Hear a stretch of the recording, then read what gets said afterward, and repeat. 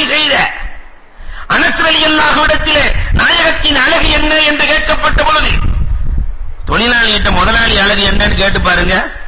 முதலாளி முகரக்கட்டையை கேட்கிறியா? அவன் கேட்கும் போது அப்படிதான் கேட்பான். பெருச்சாளி மாறி இருக்கும்.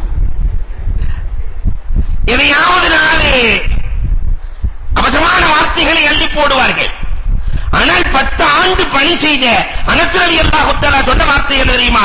மா ராயித்து அஹ்ஸன கத் அஹதா. பெருமானாரை விட அழகான ஒருவரை இதுவரை இந்த கண் கண்டதே இல்லை. வஹ்ஸனுக்கும் வஜ்ஹன் வ சௌதா.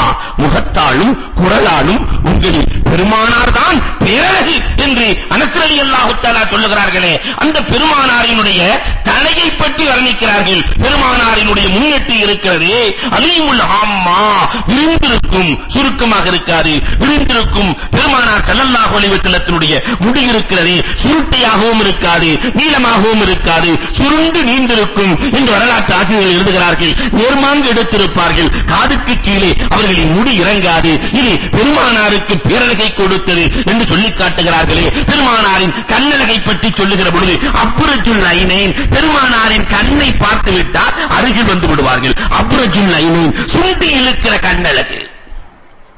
பெருமானாரின் கண்ணழகு அத்தஹல்லுல் ஐனைன்.